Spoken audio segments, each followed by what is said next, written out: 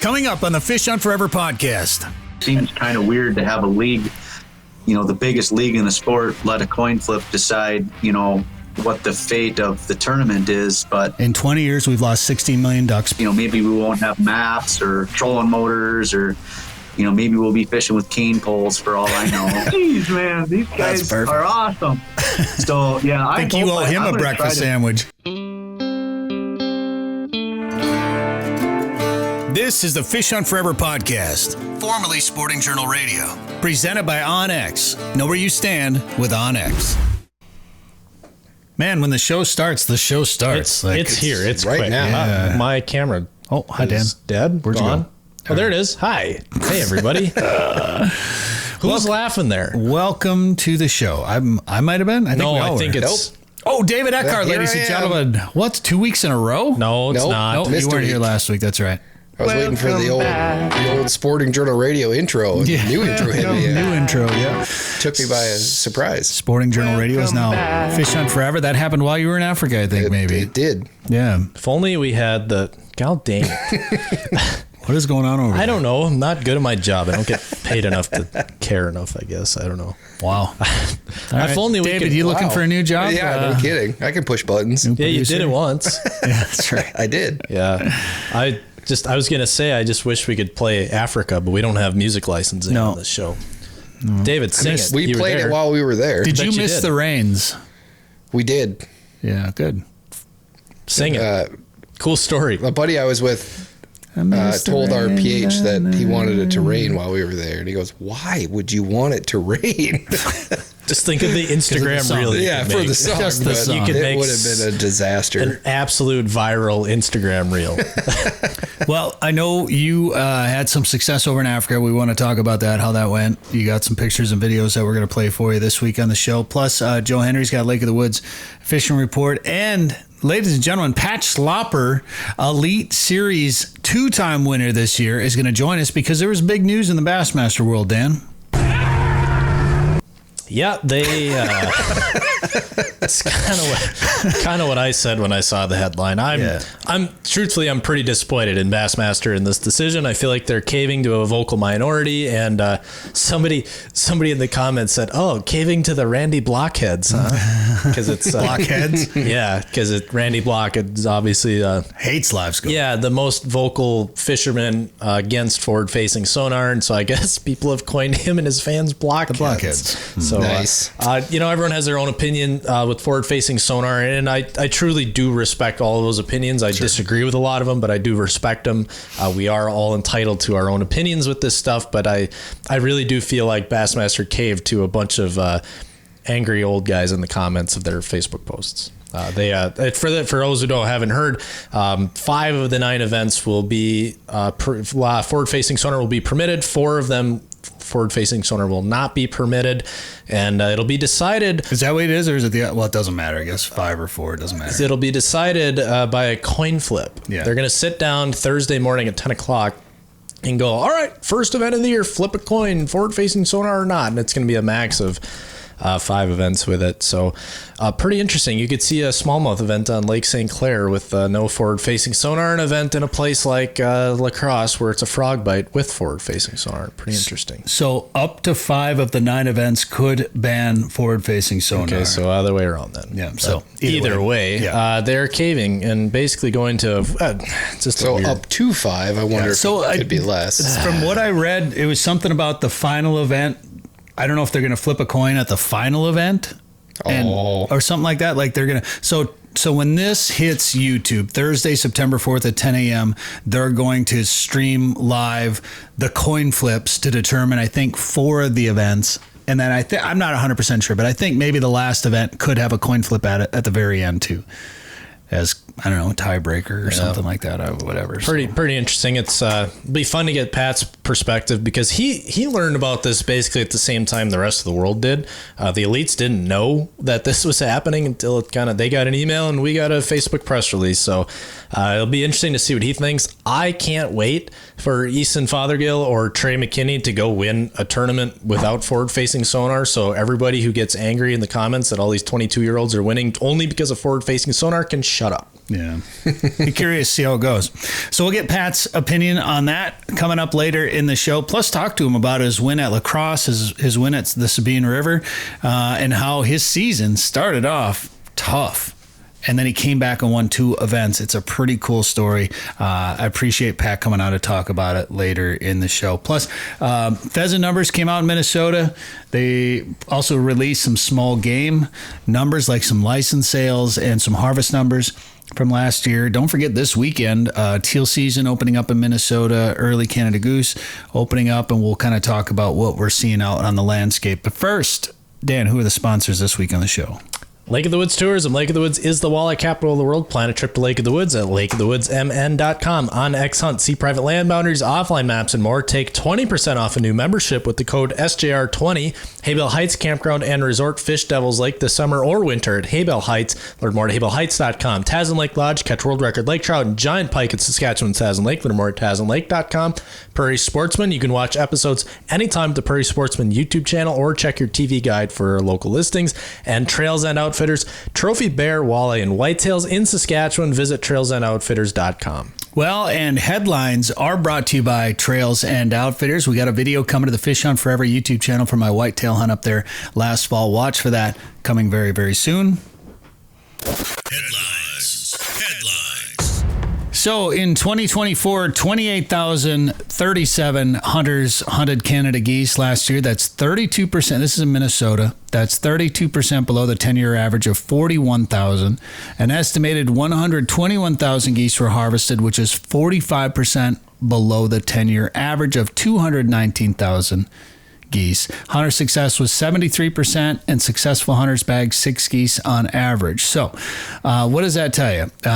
They're saying the goose hunters are down a little bit, but if you remember, David, you might remember this, Dan, 10 years ago, goose hunting was really big in Minnesota, and you could only shoot 3 geese per day, except for some of the early seasons 10 years ago. Probably would have been around that time for an August season in Minnesota. It was pretty close, right around there. And we had, I feel like we had like 250,000 geese in the state that were resident Canada geese. So they really wanted to put an emphasis on reducing that local population. So that's happened, because now we're down. I think we're down on, I don't remember what the exact number is now, but we're down quite a bit on the local Canada geese. So the harvest dropping, yes, you're going to have some fewer hunters out there. That's going to affect the harvest level as well. But you also have fewer geese out on the landscape, so that's going to affect that. Ducks, 46,000 duck hunters. That's 28% below the 10-year average of 63,000. They harvested 485,000 ducks. That's down 24%. And they're saying that 86% of hunters were considered successful, bagging 12.2 ducks on average, which is greater than the 10-year average of 12 ducks. Are you greater than the 10 So that is an interesting number, because if they're talking about 12 ducks for the season, what does that tell you about the average hunter in Minnesota? That how they're only hunting a couple of days. Yeah, that's 2 days. 3 days max. Yeah. So, or a lot of people go out and only shoot 1 duck a day. They hunt 12 days. And the other number that was interesting to me is that they sold 82,000 duck stamps in Minnesota last year, but only 46,000 duck hunters and 28,000 goose hunters.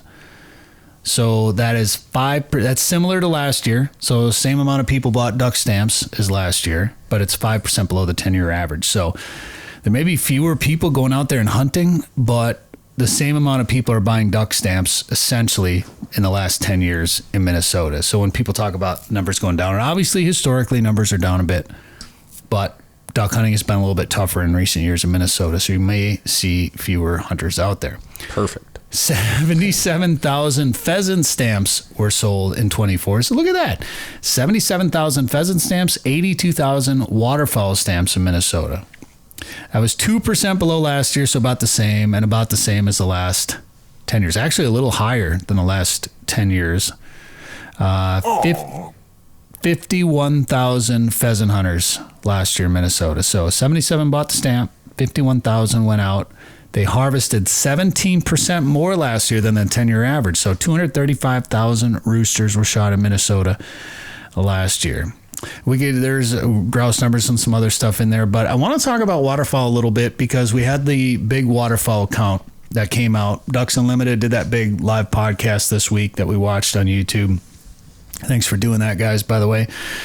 And there's been a little bit of confusion about what might happen with Minnesota. We talked about it last week with the DNR. Nate Huck came on and we explained that potentially down the road we could see a restrictive harvest season, restrictive framework in Minnesota, which could mean 30 days, 3 duck bag limit.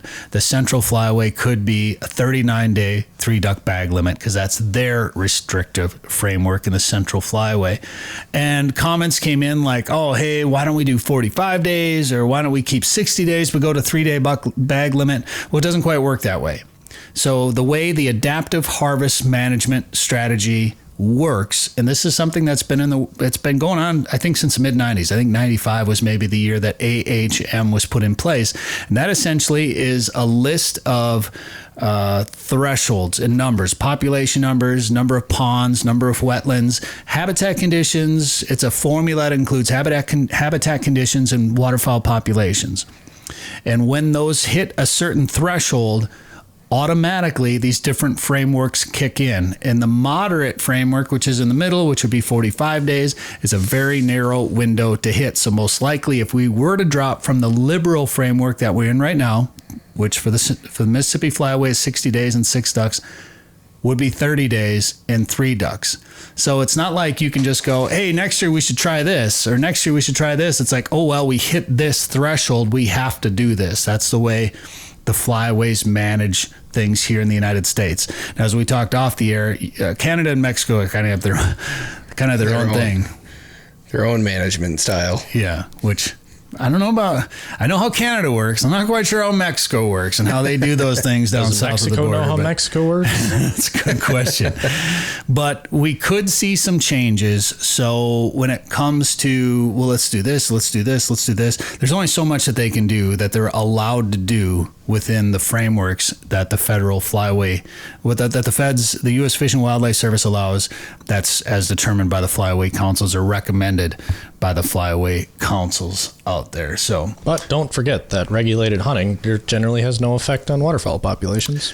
So regulated hunting, the way regulations are set now, and that's why they're set right now. They admit that the way the adaptive harvest management strategy works is a predicted harvest, and they admit that there's uncertainty within that harvest. So they can't always predict everything. They're like, all right, we're going to do 60 days, and based on our model of population numbers, water counts, and harvest numbers from years past, this is what we think is going to happen. Now, we understand that it could be a little off here, could be a little off here. We could have an early freeze up, could have a late migration. They don't expect you, when they say 60-day 6 duck limit, they don't expect you to go out and shoot 6 ducks every single day. That's not how this model works. They're saying that we're going to give you 60 days and a 6 duck bag limit, but we think you're going to have bad days. You're either not going to shoot ducks, you're going to miss, or you're going to have, 50 mile an hour winds, nothing's going to fly, or you're going to completely smash this day. So they admit that there's uncertainty, and they plan for bad days hunting, and the fact that, I got to work today, I can't hunt. That's part of that strategy. So when there's confusion or frustration with like, oh dang, we should do it this way or we should do it this way, it's like, well, this is built because back in the days between the 40s and the 70s, when they started regulating waterfowl hunters, they would change the season every year. Every single year, based on the harvest and the population numbers, they would change things. So you'd have, okay, well, this year it's only 30 days, or this year we're going to go 60 days this year. Now, so you couldn't plan trips. You didn't know what was going to happen until right before the season started. So during the 70s and 80s, they're like, okay, this isn't working. We need to figure some things out here. And then they came up with this adapted harvest management. Is it perfect? No. But it allows for uncertainty, it allows for ebbing and flowing, and gives us a framework to work within that should protect the populations no matter what the harvest level is based on those frameworks, if that makes sense. So when you say, yes, hunters don't have an effect based on these frameworks, hunters don't have an effect on overpopulation. But if weather, drought, predation, different factors that man can't control or isn't doing a good job of controlling, when that affects the population and drops the population down to a certain threshold, then the certain framework that we're in could potentially have a negative effect on what's left of that population. So if you look at some numbers, we were near 50 million ducks in the waterfowl. I think it's the North America population or whatever they call it. It was near 50 million 20 years ago. Well, now it's down to 34. So we've lost, in 20 years, we've lost 16 million ducks per their survey counts. And one of the most alarming numbers, which has got all these people riled up, is the mallard count. And there's one thing that I've been digging through all the research, one number that I keep seeing, and that's mallards. If they drop below that 5.5 million mark in the population, then something needs to happen. Some season closures need to happen. Some restrictions need to happen. And we're at 6.6. So we're within a million mallards of hitting that scary threshold of 5.5. Now, if you go back to 2016, we had 12 million mallards out there. This is why people are freaking out and panicking and talking about having to go to a more restrictive framework, because the mallard population is down. Even though some other duck numbers are up, mallard population is down, which is everybody's favorite duck, and the overall population is down around 34 million. So, I don't know why we're getting so worked up, though. But like, you look at the line graph, that year was such an outlier. Well, that's the other thing. You can talk about that just being a peak. So what is the average population number? So if we're going to base it off the peak and the outlier, that's terrible data analysis. Right. So bottom line is, habitat and water creates ducks. We know the history of wetlands being drained.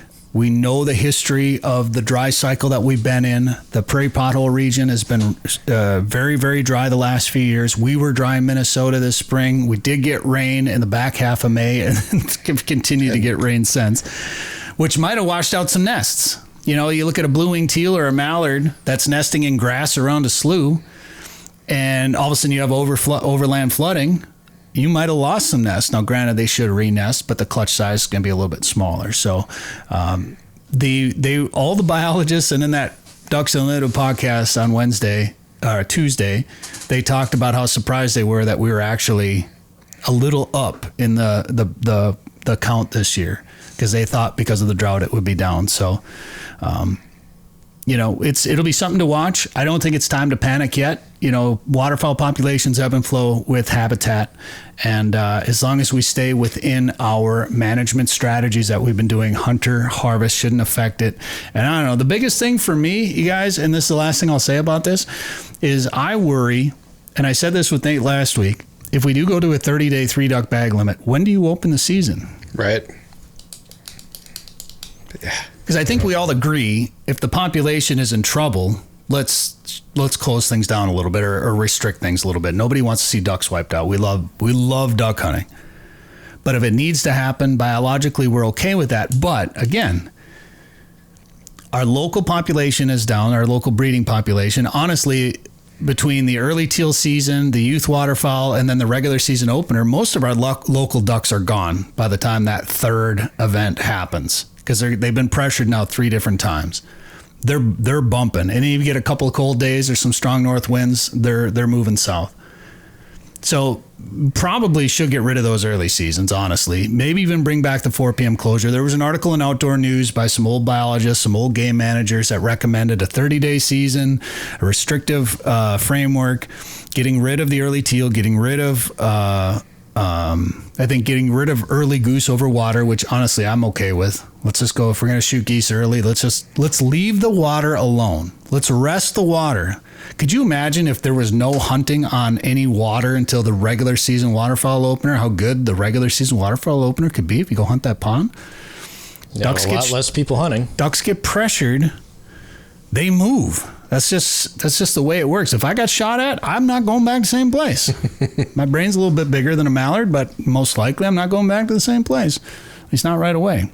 So, and when ducks move, we found out, Cone Wildlife Lab on Facebook, if you're not following these guys, this is a pretty fun page to follow. And Dan, maybe you got that graphic you can throw up. Yeah, you moved again, so your face is half ut off. Sorry. Which way do I go? This way? There you go.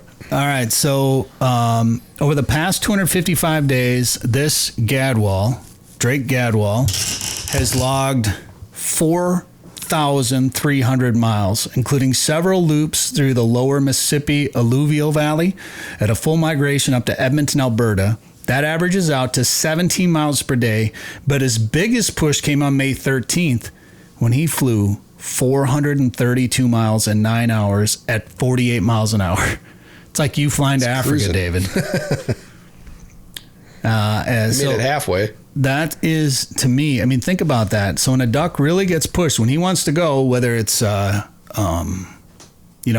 amount of time in the day, if it's at, what do they call it, the photosynthesis period or the photo period? Photosynthesis is how plants makes food. Right, but there's so I don't think it's that. There's something about the amount of daylight in a day that really kicks in the migration.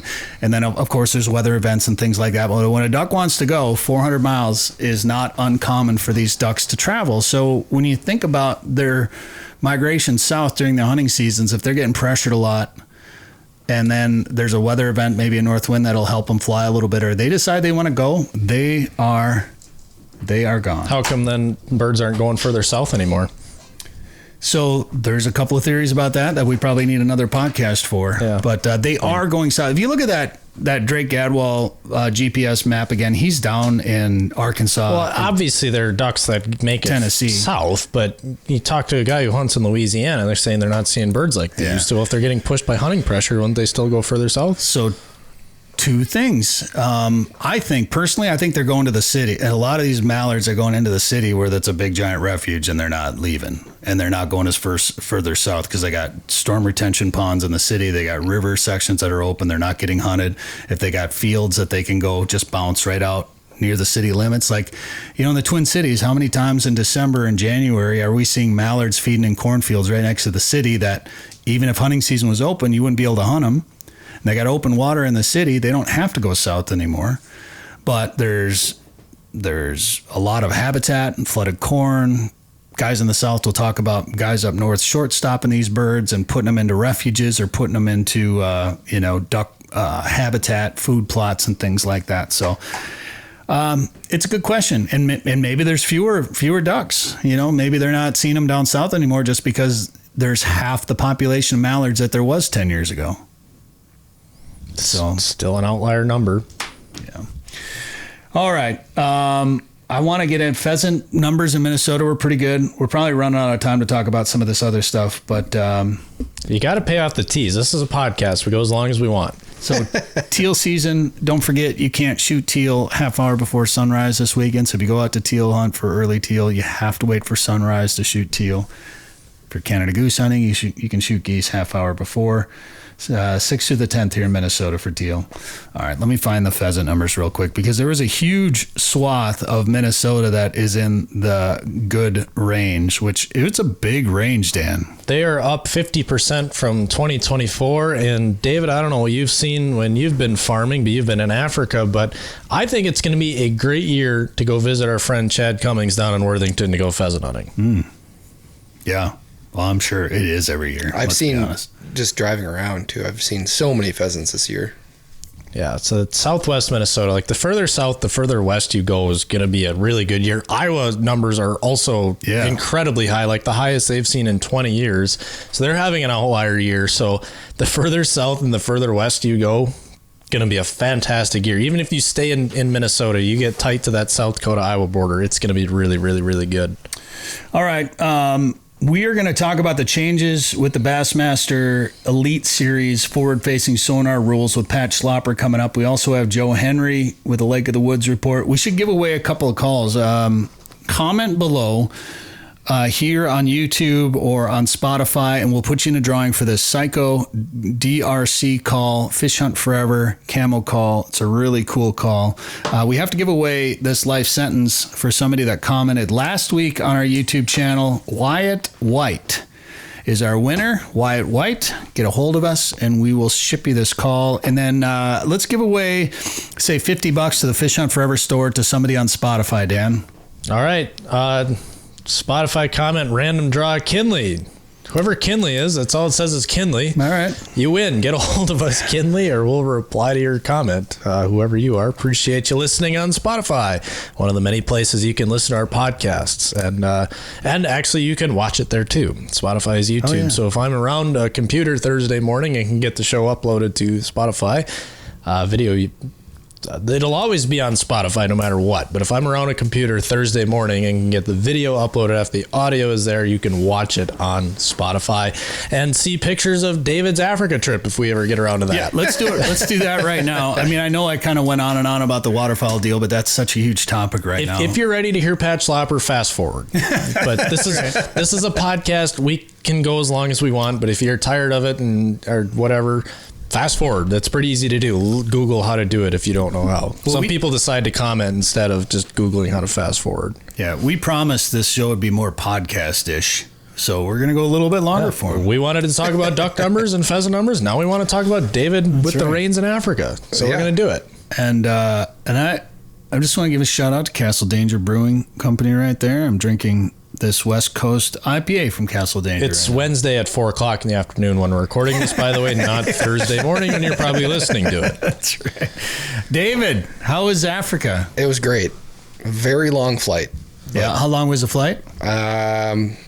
Just from Atlanta to Johannesburg was 16 hours. How hot was it in Atlanta when you went through there, by the way? Because last time I didn't go outside, so I know, but even the airport was steamy when we were there. We're here to talk about Africa, not Atlanta. All right, sorry. Sorry I blew up. No, when we got to Africa, it was upper 70s, low 80s during the day, 40s to low 50s at night. It felt like fall.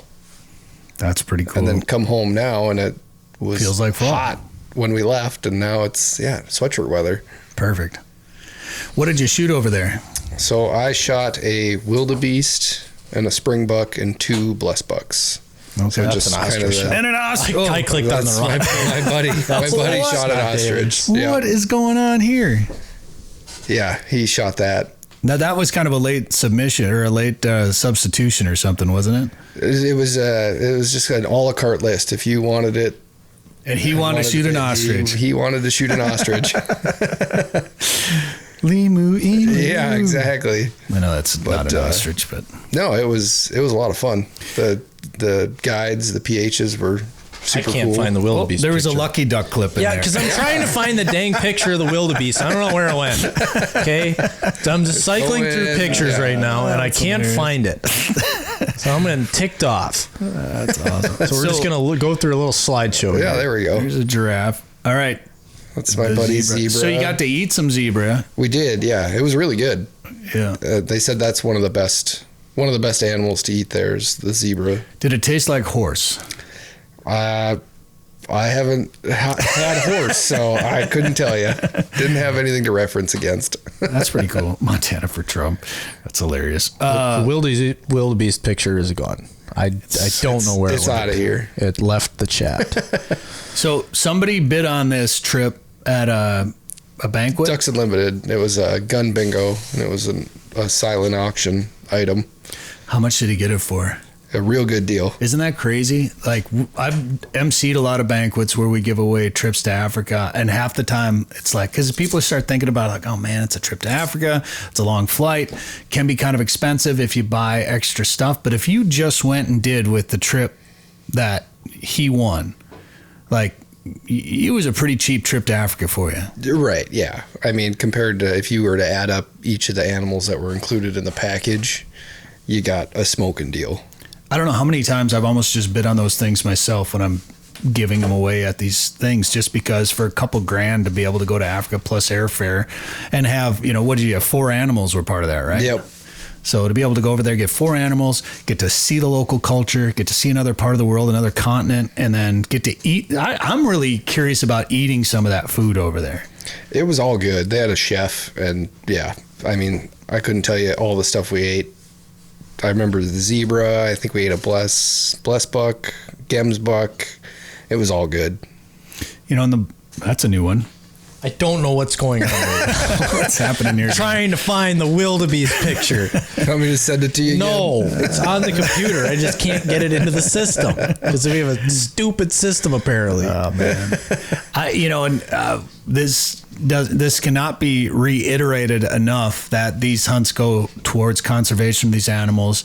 They feed the local people. They spend money in the local economy. Like this is a huge part of their life in Africa. And so all the animals that came in, you know, the week we were there, a charity or a organization. That was way too much work. Organization comes and picks up all the animals on Friday, and then they process them into sausage, hamburger, you know, patties, burger patties, and then distribute that to different charities that give it away. So I asked when we were there, I was like, do you have obviously you keep track of how much stuff has been killed. I was like, where are we at for so far this year?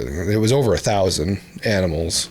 And wow. then that in turn gets donated to people that need it. So feeds a lot of people. Yeah, for sure.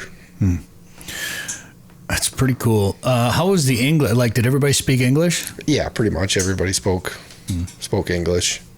So it was, communicating was no problem. Our tracker that was with our PH spoke English. So the other guy's tracker didn't speak any English. So it was you'd say something to him, it was oh yeah, thumbs up, laugh, you know. But no, it was a lot of fun. Dan got the picture of the wildebeest in. How big? What do you weigh him or anything? No, they don't weigh him or anything. I would say it was, I don't know, 400 pounds. Or how do you judge? Like, what's for a wildebeest? How do you say that's a trophy? Is it the size of the horns? They called them the bosses at the top. So the one I shot, he was like, I think this is the biggest one I've seen. Oh, really? That I've killed all year for the PH I had. So. Oh, that's cool. I bet they say that to everybody. Probably, yeah. But it was looked pretty big, yeah.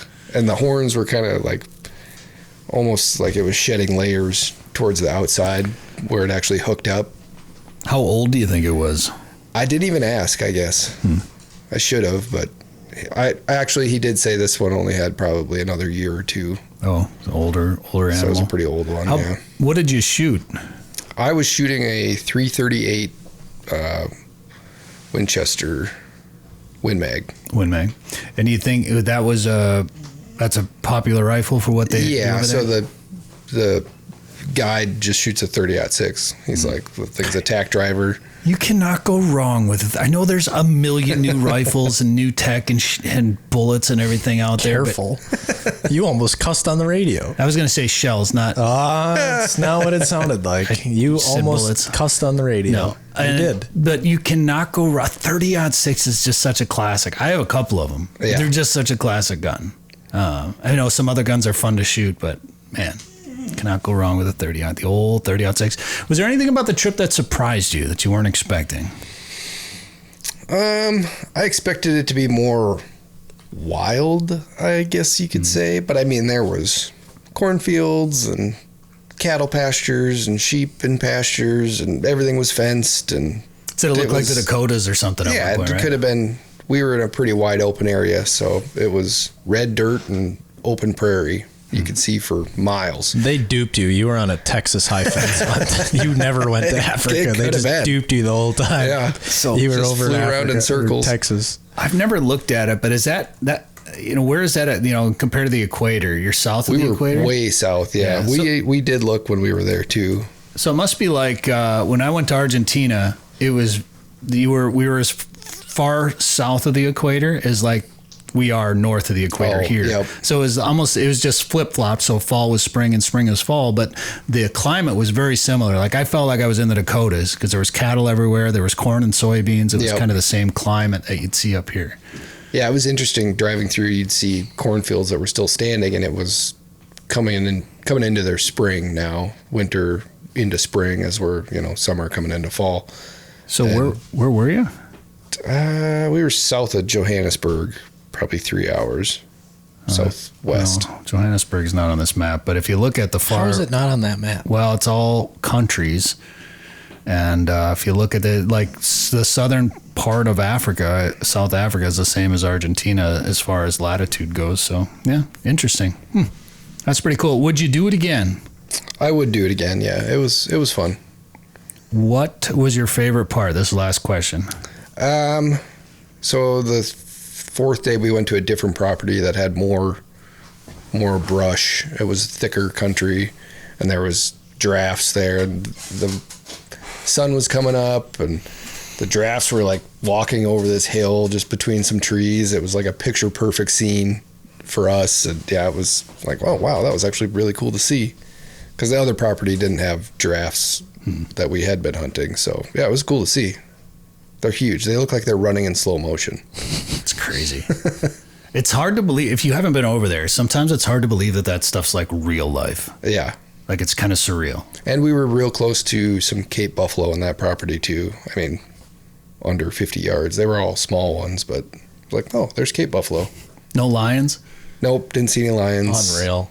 You weren't really in Africa. Yeah. No, I was just gonna say, it's like you're telling me that the Lion King's a true story. Until now, apparently lions are a myth. Yeah. They're not even real. Oh, man. All right. Anything else you want to say about the trip, David? No, I don't think so. We should probably move on.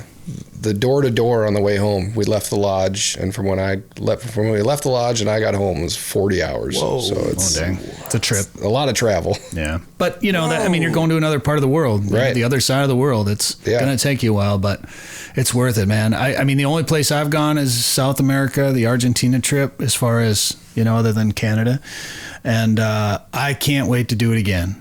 Like, even going to Canada, sometimes we deal with some travel issues and long waits at the airport or whatever. But man, go see the world. Go experience it. Yeah, it was 9,000 plus miles from home. Yeah. So yeah, it was crazy. It's awesome. All right, David, thank you very much. Yep. All right, Joe Henry's on the way, and Pat Schlapper, Bassmaster Elite, 2-time winner this year, is going to talk about the changes coming to forward-facing sonar next season, and he'll talk about what put him over the edge for his win at La Crosse and the Sabine River when we come back. Sick of eating tag soup? It's time to own your odds this fall with OnX Hunt, the GPS hunting app trusted by millions of hunters. Now you'll have access to nationwide public and private land ownership information, waypoints, optimal win for each stand, tracks, and much more. All at your fingertips. Go to onxmaps.com/hunt and use code SJR20 at checkout to receive 20% off your membership. That's code SJR20. All right, now we are going to bring on Bass Elite angler Pat Schlapper, 2-time winner this year as well. Pat, how you doing? Good. It's been a busy few weeks here for me. Yeah. Congratulations, first of all, on your second win of the season, and congrats on the first one too, of course. That's pretty cool. Yeah, it's not what I was expecting the way the year started. So the second half of the season went pretty well. So pretty happy with it, obviously. 2 wins in a year is not super common on the Elite Series.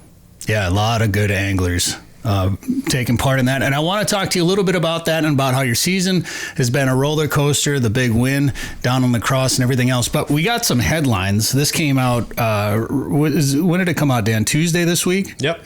Tuesday, that on the Elite Series next year, was it only 5 of 9 tournaments you'll be able to use forward-facing sonar?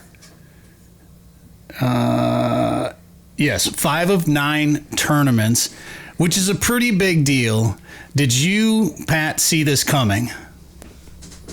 We didn't really know. There's all kinds of rumors, and there's certain anglers on the Elite Series that were pretty vocal about how live scope is bad and it should be banned, and they had votes amongst us anglers which weren't complete votes because it was only like 80% of the field. I just think bass, honestly, is probably kind of like me, where they're just sick of hearing about it and they just made a decision, and it is what it is. I don't really care. I mean, I personally think it should have stayed the way it was. And then, they did a good job of scheduling this year where it played in all events, but it certainly did not win all the events, maybe half of them.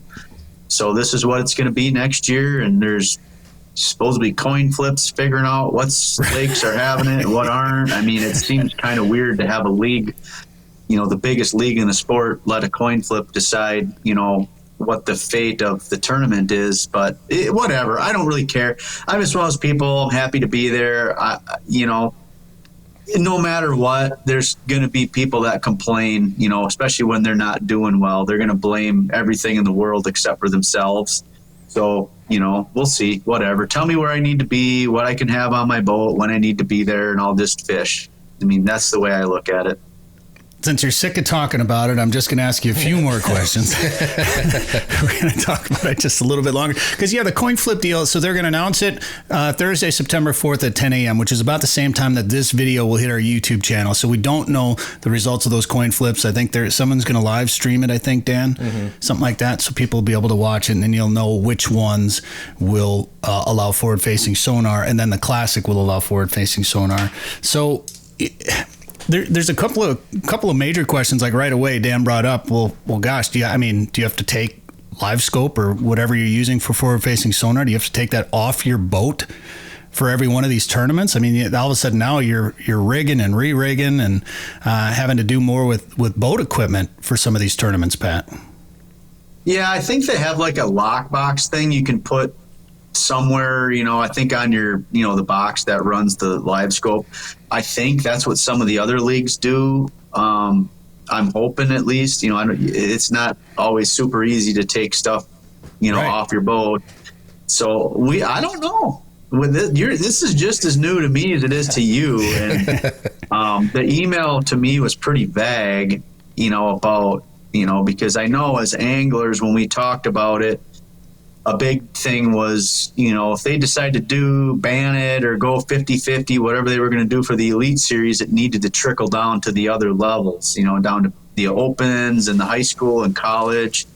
And the article didn't address any of that. So we don't know what's going to happen there. I don't know what it's going to be for, taking stuff off for tournaments. You can't use it. Can you use it in pre-practice? A lot of unknowns still. I mean, he said the email was kind of vague about a lot of that stuff, other than trying to hype up this coin flip. So I'll find out when you guys do, apparently. I mean, like I said, I got the email about it the same time they sent it out. So it's not like I knew anything ahead of the general public, which is, I guess they're starting to do that more and more, because so much of their stuff that they tried to keep internal, once again, certain anglers would leak it, to the loudmouth TikTokers so they could make their post and, make their $10 or whatever they get for posting it early. Everything's so Bass kind of got sick of that, and so they don't really give us that, which I understand. I mean, I agree. Like, we're not supposed to let any of that out, but certain people did all the time. So we found out the same time everybody else did. I do know there's one guy fishing the Opens this year. I talked to him. He had a second forward-facing sonar transducer on his boat, and apparently he talked to Hank or whoever, and this was okayed. He just had it wrapped in bubble wrap and a bunch of tape, so it was very visible that it wasn't being used. He just kept it there in case his first one went down. He had a backup, and I guess that was okay. So maybe it'll just be something as easy as that, as you just wrap up that transducer and you're good to go, as long as it's easy to see, hey, it's clearly not in use. Yeah, like I said, I think they have locks that they'll put on, and they'll know if it's tampered with. I mean, I don't think at that level we're at, anybody would even try to. I mean, you never know, but I don't think anybody would be stupid enough to try to use it on a tournament when we can't use it.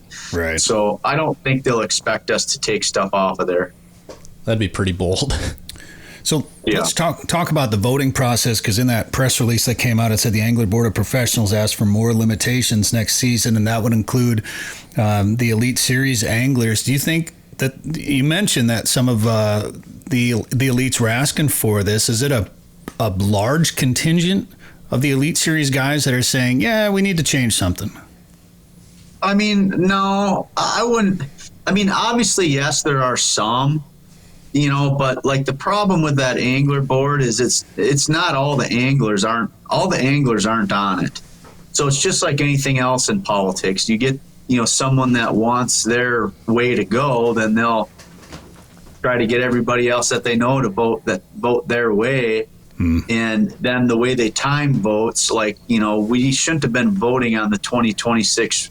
In my opinion, we shouldn't have been voting on the 2026 rule changes until the field was set, because now you have people who are not going to be there anymore who got a say, and people that are going to be there don't get a say. But the reason they did it was because, once again, it was going to have a higher probability of going their way in the vote, because they figure, any of the new people that come in are going to want to have it. So they, the certain people pushed it to vote when they did, because they thought it would be stronger possibility to go in their favor, which is what ended up happening, because it was, from the numbers I've seen, it was closer than a lot closer than what they made the numbers out to be. But once again, it's politics. I hate politics at every level. But when you start messing with that kind of stuff, and it's just a prime example of how politics works. You get certain people that have more say, and they can persuade people better than somebody else. Or, a lot of the younger guys, they just don't, on that whole angler meeting thing we have, they just don't get the respect that they deserve, because people think they don't deserve it because they're young, just live scopers, whatever. Yeah, that's it. So it's the whole angler group thing may crumble from what I'm hearing and seeing, because more and more people keep leaving the group because they're seeing kind of what's going on with it. It's interesting. Dan and I talked about this before the show. To see some of these younger guys, if you see them win one of these tournaments where you can't use forward-facing sonar, it might shut some of those guys up just a little bit. And if what you're saying is true about who is advocating for, a ban in some tournaments this year, is probably the same guys calling for some of the changes last year that took place with the one sonar unit, the screen size restriction and all that stuff. They probably weren't happy. They obviously must not have been happy with what the changes were last year and didn't think that went far enough, it sounds like. Yeah, and that's once again, it just comes down to, I liked what they did last year. I thought that was a good compromise, and I was happy just because it was a lot less stuff I had to put on my boat. Sure. You know what I mean? So I thought that was good, but once again, it wasn't good enough. So whatever. It is what it is. We'll see, when these guys that are complaining continually get stomped next year, we'll see, maybe we won't have maps or trolling motors, or, maybe we'll be fishing with cane poles for all I know. I have no idea. Well, I promise I'll switch the topic from live scope here in just a second, but I want to ask one more thing about it. Because now, if you've got 5 of the 9 tournaments next year that won't allow forward-facing sonar, and obviously that type of equipment doesn't always come into play depending on the style that you're fishing or maybe the body of water that you're fishing. But you're talking about a big investment that people have put into their boat, into the way they fish. You're talking about spending a lot of money to remove some of those things from some of the anglers out there. I think is kind of a bold move in one sense, but regardless, this is where we're at. So if you've got 5 tournaments out there, how do you think, going in, and if it's a random, maybe it's a body of water that gets chosen that you can't use your forward-facing sonar, and normally when you fish that lake you have, and maybe you've done well with it, how is that going to change your mindset going into that tournament? I think it'll just be, you just that's the good thing with it being gone, is you don't have to decide how you're going to fish. You don't have to try to split your time between trying to live scope and trying to fish shallow or whatever. It's just off the boat, and you just practice accordingly. I'm not going to be out in the basin looking for fish on bait. I'm going to be more concentrating on grass and hard cover and docks and visual flipping. Stuff I've done, I've done that way longer than I fished with live scope. So, it'll just change your mindset a little bit. But, with a problem it's going to pose for some of these loudmouths is they're used to fishing shallow and having, the last few years, they haven't had a lot of competition up there because, say, half the field was out trying to live scope. Well, now you take that away and everybody's up fishing the water that they had kind of themselves the last few years. So that's where it's going to kind of cause problems that way. because all of us are going to have to adjust how we practice, and you're going to see a lot more people fishing the bank.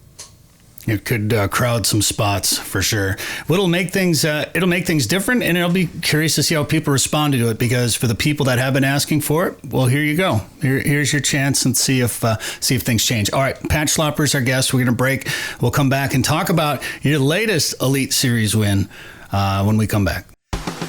Now is the time to start thinking about chasing big walleyes on Devil's Lake. Get on the fish at Haybale Heights Campground and Resort. Haybale Heights makes it easy for you to make memories on legendary Devil's Lake with guided fishing and lodging packages. Or bring your own boat and rent one of their cabins on East Bay. Haybale Heights offers a private marina, fish cleaning station, and the opportunity to relax and enjoy your bucket list trip to Devil's Lake, North Dakota. To book your trip, visit haybaleheights.com. That's haybaleheights.com. All right, we're back. Pat Schlapper, our guest, Elite Series angler, fresh off victory in La Crosse. First of all, congratulations. And I wanted to talk about this right away, but we had to get into the forward-facing sonar topic since that was so fresh right now. But congrats, man, at La Crosse. I appreciate it. I worked hard for that one, put a lot of work in down there, and love fishing on the river, and it couldn't have worked out any better. Would you consider that your home water? I mean, you spend a lot of time in the river, don't you?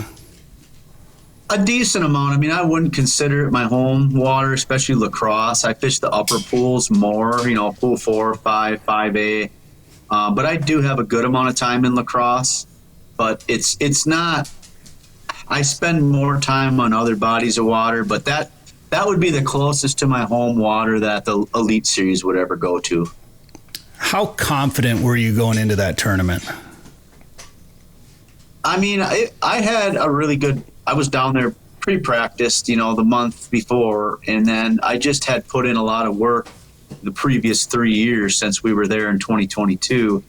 So I felt like I really had a good understanding of what I needed to see, what to do when conditions changed, whether it was water coming up, water going down. I kept really detailed notes of the water levels throughout the year and when I was there and where I could get into when the water was at certain levels and where I couldn't get into.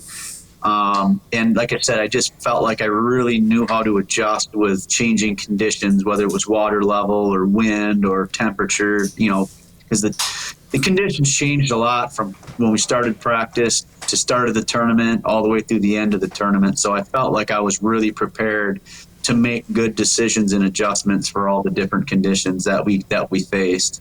Yeah, you had some rain and some weather come through. And we watched the Mercer podcast, and I thought it was really interesting hearing you talk about the notes. And obviously, good anglers, tournament anglers, are going to do some research. They're going to be meticulous. They're going to practice hard.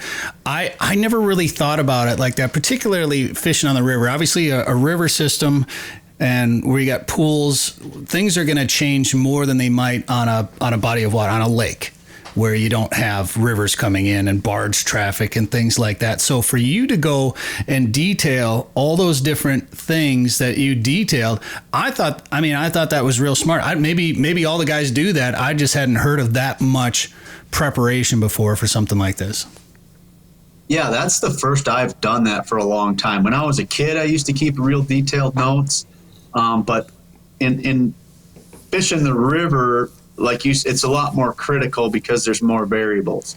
And so I knew this year, I needed to do that because when we were there in 2022, I didn't do that. I thought I could remember everything, but there's too many numbers of water levels from, basically I was keeping notes from the top of pool 7 all the way to the bottom of pool 9, our fishable water. I kept notes throughout a certain time period of what the water did, and then I was watching forecasts and weather forecasts, and if you look back at when I did the article for Bassmaster about what I thought the tournament was going to go, I had been paying close attention, so I told, in the article, I was I can't say with 100% certainty, but most likely we're going to be fishing with high water based on the summer and my research.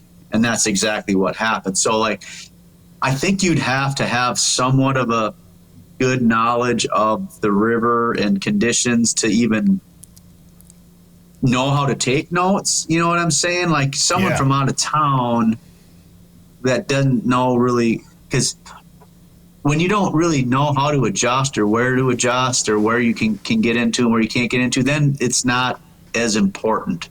You know, like it probably wouldn't be as important for me to try to do that on the St. Johns River because I just don't know it as well. But I knew that if I did that, it would, if I did keep detailed notes, it would help me, and it did, because I was checking every day of practice, like, okay, the water's, it's raining, the water's coming up, it's going to be the exact level it was when I left from pre-practice. So it helped me a lot. One other aspect of fishing the Mississippi River, and maybe some other places, I guess I'm not sure, but you know, Dan, maybe you want to tell this story better, because you had a buddy that fished the open down there and got stuck. Oh yeah, well, I turned my mic off. We can't hear you. No, you cannot. Now you can. Got to turn your mic on if you want to be on the radio. But yeah, a bunch of people got locked out last year, and that's just part of, I guess, locking up and down in a tournament. You see that in just about any tournament.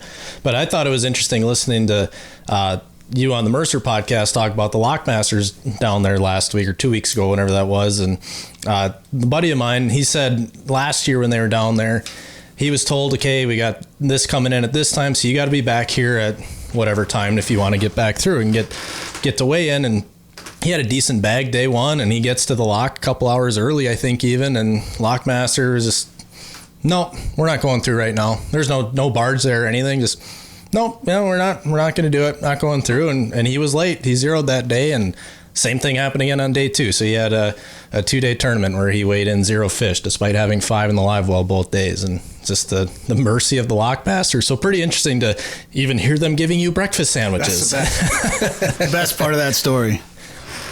Yeah, I mean, that's all about that's where I have a bit of an advantage too, is I have a lot more experience going through those locks, and a lot of people that come up here, they may have locked in Florida or the Tennessee River or something like that, where like the Mississippi, they don't stick around. Like, you follow the rules, you come in the lock the right way, you don't exit till they let you. You do everything right. And what happens is these people come in from out of town. It happened in our tournament this year. The first day I had to doing some people up in the lock for not following the rules, because that's what makes them mad. When they have people just ramming in there, not respecting the rules, because it's a safety issue in there. I mean, people don't get it. And when you start not listening to them, or like in our case, you know, the tournament director sent out an email with detailed instructions on how to approach the lock, go in the lock, leave the lock, don't do this, don't do that. These are the procedures that the lock master expects you to follow. And when you don't follow that's where they can do that. They can be like, yeah, there's a barge coming in an hour and a half, but we're not letting you through. Yeah. So they can do that. And in our tournament, they were awesome, but that was, I think, because that first day when people were not following it, like the lockmaster came out, let them know. I was in line, you know, yelling at people. And after that, it was good. And everybody followed all the rules, and they went the extra mile to make sure that we got through. And we were nice to them. You have a conversation with them. You just straight ask them, like, hey, you know, how do you want me to exit? Can I take off when I get out past the short wall? Do you want me to go further? If you just interact with them, ask them how their day is going. I mean, they're humans working 12-hour shift, and, you know, if you respect them and are nice to them, they will bend a little bit and help you out. But when you don't do that, they'll bend the other way and make sure you don't get through. So I can imagine if you guys had issues in I can't remember how big the field is for the elite level, but if you've got issues at that level, think of an open where you've got 230 boats trying to run through there. You're going to have a couple bad apples, and definitely people who don't know what they're doing. So I wonder if that was just the case. There was just 5 people in there ramming around or mouthing off or something, thinking they own Mississippi River. Yeah, it could have been. And then in our case, we were really lucky. Like, you know, there's an app where you can look and you can see the traffic. You can see all the ships and what direction they're going and all that, and in relative size. And like all through practice, I was pretty sure I was going to lock. And I was watching all practice with my eyes and with the app, and I'm like, oh, I'm just not seeing much for barge traffic. Because I know how it usually is down there. I mean, it's pretty steady flow. Mm-hmm. And I just wasn't seeing much. And like, I woke up the morning of the tournament the first day, and I looked. That's the first thing I did every morning. I would look at the app on my phone. And I looked on it the first day, and I'm like, there's no barges at all. Like, something's got to be wrong. So I like zoomed out and went up the river to pool 4-5, and they were all over there. So I'm like, well, the app is working. And went up to the lock, and they're like, yeah, there's nothing really coming, blah, blah, blah. And then the lock, one of the guys at the lock said that they were working on the lock above. They were replacing the lock doors. So because of that, people weren't running as many barges because they couldn't get any further than the upper end of pool 7. So they kind of stalled everything, which is complete luck. That never happens. And it happened for 4 days, where there was literally 2 barges. The only time there was ever any barges that affected anything was the last day, and it really didn't affect anything. So that's not common at all. So a lesson there: be a good human being when you're at the lock, and they'll treat you nice there. What I was going to ask you, what advice for non-tourney anglers, people just fish in the river that want to go through a lock? I mean, what advice would you give someone that maybe hasn't done it before or hasn't done it very much? I mean, basically, it's kind of common sense. But I if you haven't done it, like on the Mississippi, when you're approaching the lock, there's going to be a long wall on either your right or left side, depending upon, which side the lock's on.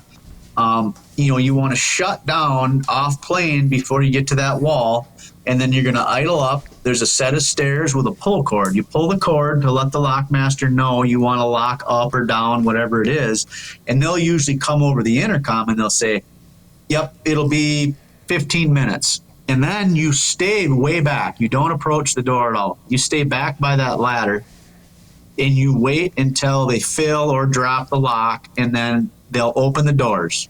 And this is where a lot of people get into have problems. As soon as they start opening the door, you have to stay back.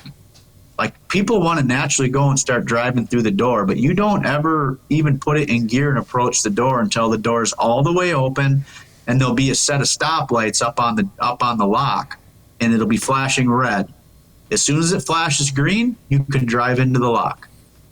Don't approach the door. They don't want you anywhere near the doors because something could happen. And it's safety. Once again, it's a safety issue. So once the light turns green, you idle in. Usually a lock worker will be all the way at the opposite end. Idle all the way down to the opposite end. They'll drop you a rope to hang on to, or 2 ropes if there's 2 people in the boat. And then you just sit there and wait till the lock doors close. They drop the water or raise the water, whatever way it's going. And then once again, they'll start to open the doors, and you hold on to the rope until the door's completely open, and you don't let go of the rope and push off the wall until they blow like a really loud air horn, basically. Once they blow the horn, then you can exit the lock. And you always go out the same order you come in. If someone is in the lock ahead of you, you don't push off the wall and leave until they start to leave. It's first in is first out. That's what they expect to happen. That's the etiquette. There's a pretty wild picture, Dan. I don't know if you know which picture I'm talking about, but there's a picture. I don't know if it was from the Open or what it was from, but it was a whole bunch of boats just lined up. The lock was full along that lock. Yeah, that wall. Oh, wasn't that from like Ted Takasaki or something? Yep. Is that what it was? A few years last ago? year. Yeah. Remember what that was from? I wouldn't even know where to start. I just saw it with somewhere. a lock. I don't remember. Oh, right. Yeah. I would have no idea. Yeah, I mean, basically, you'll start on the one wall, the main wall where the lock operator is. And once that wall gets filled all the way to the back, like the lock we were going through, I think you said was 600 feet long. So, you can, I don't know what 30 some boats on the one side. I don't know what the math is without getting out my calculator. But once that wall is full, then you start to fill up the other wall. The lock workers will actually trolley across the door and get on the other side and start dropping ropes. And once again, those people are the last ones out, so they don't get to exit until the whole first wall is out of the lock. Then the other wall goes. So They can fit a lot of them in there. And if it's more than what there is for ropes, then you basically hold on to another boat with rail. I've never seen that on the Mississippi. I've seen it on like Rodman Reservoir in Florida. Yeah, there it is.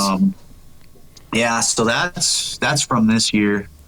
That's from this year because that's Will Davis and Lowen. I think that's from this year. So yeah, it is. Yeah, that's how it looks. You're lined up down the wall. Oh, that was during the Elite. Yep. Tournament. That looks like it's during our tournament.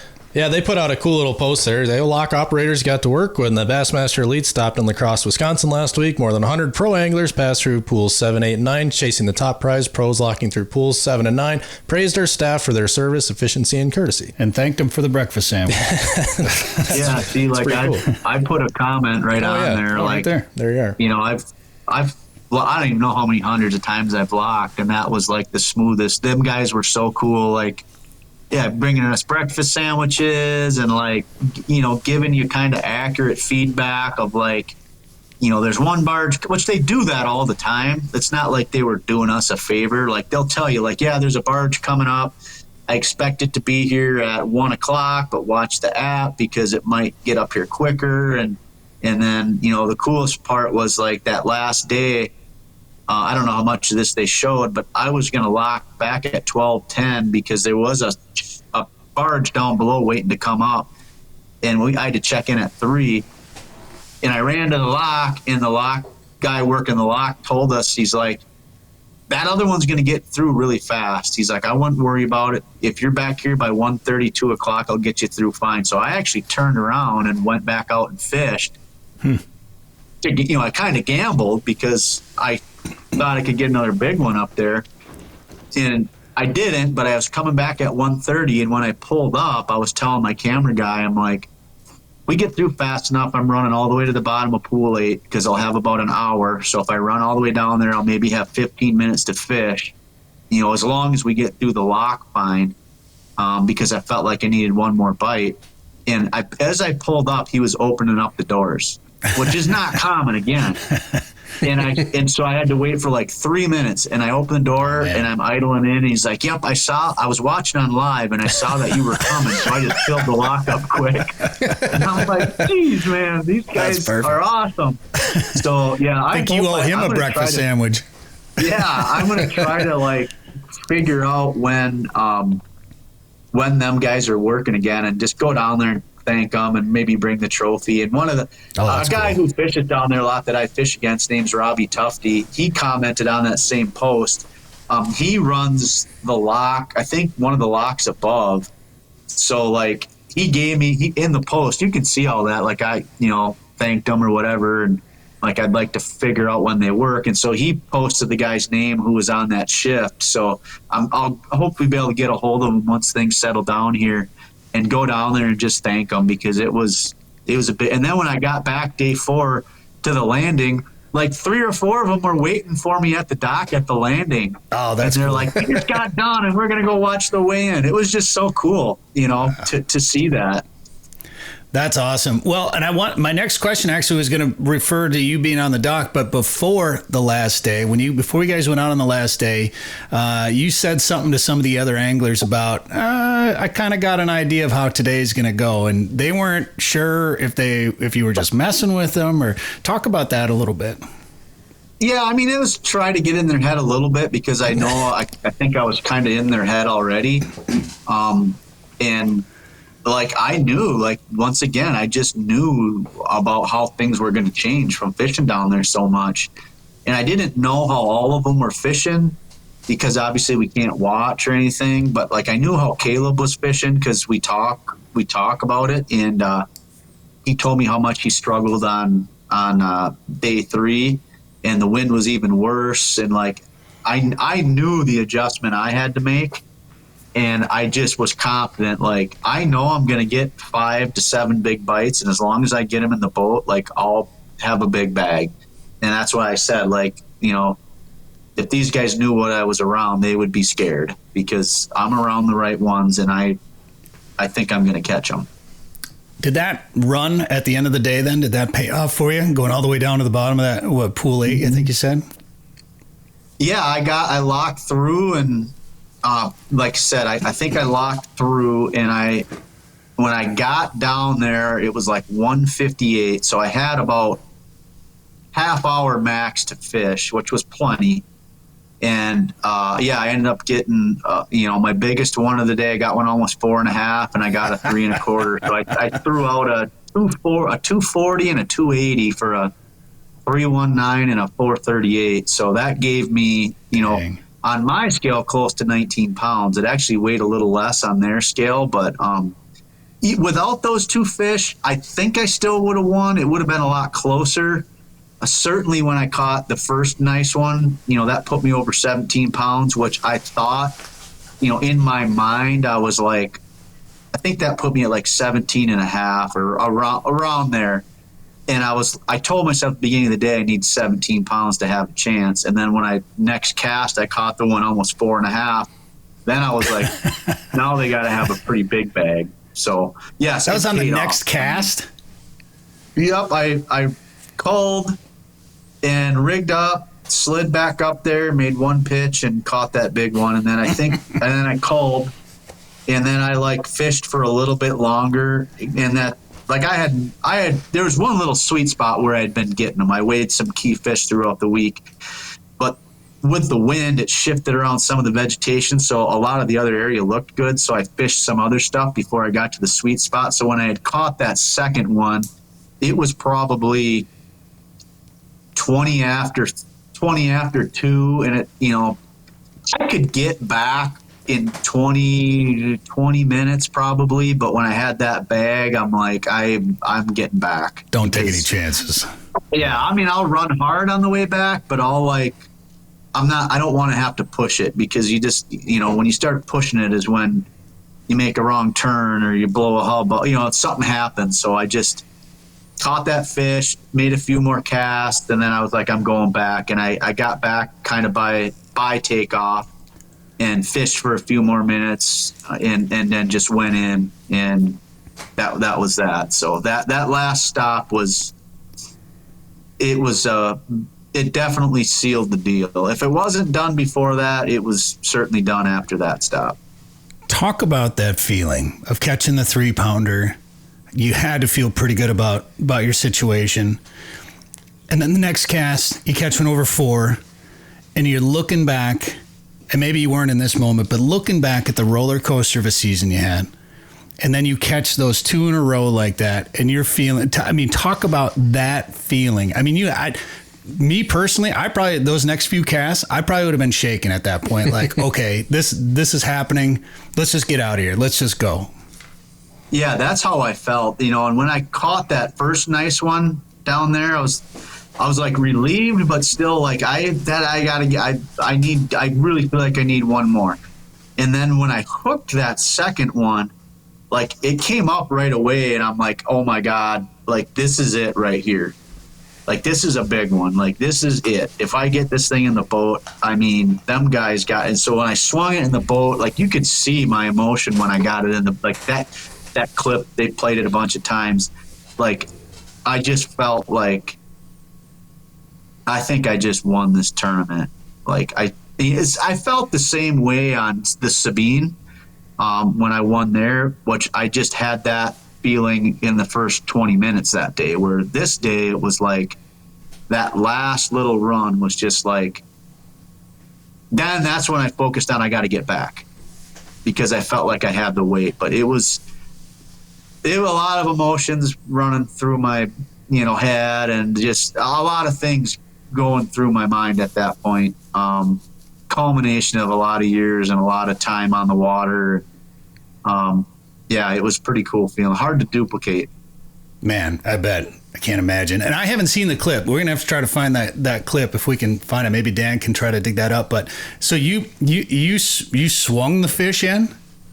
I've swung every fish in that week. Most of them I caught were on a frog or, 50, 60 pound braid.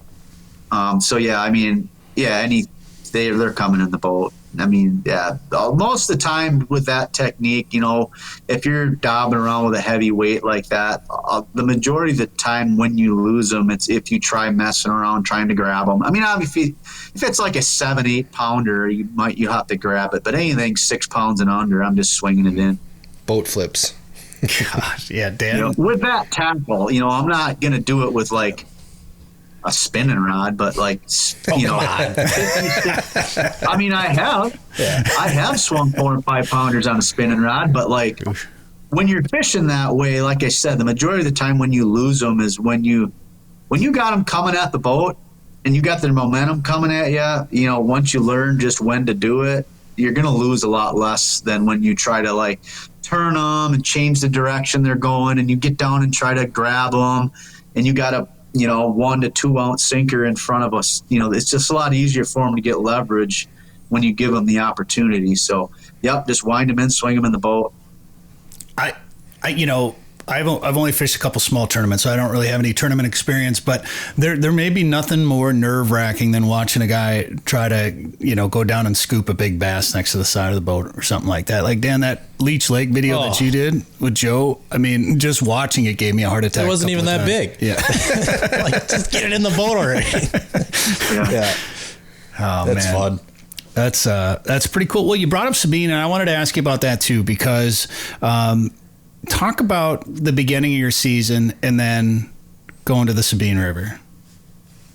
Yeah, I mean, the first part of the season was pretty rough. I had, a good finish to start, and then a bad one on Okeechobee. I had a, bad one on Hartwell, a bad one. I don't remember, all of them were bad besides the one. And then, I just kind of changed focus for the Sabine and had a good practice. Actually, Lake Fork, the tournament before that, was where the tide kind of turned. I just kind of changed focus and,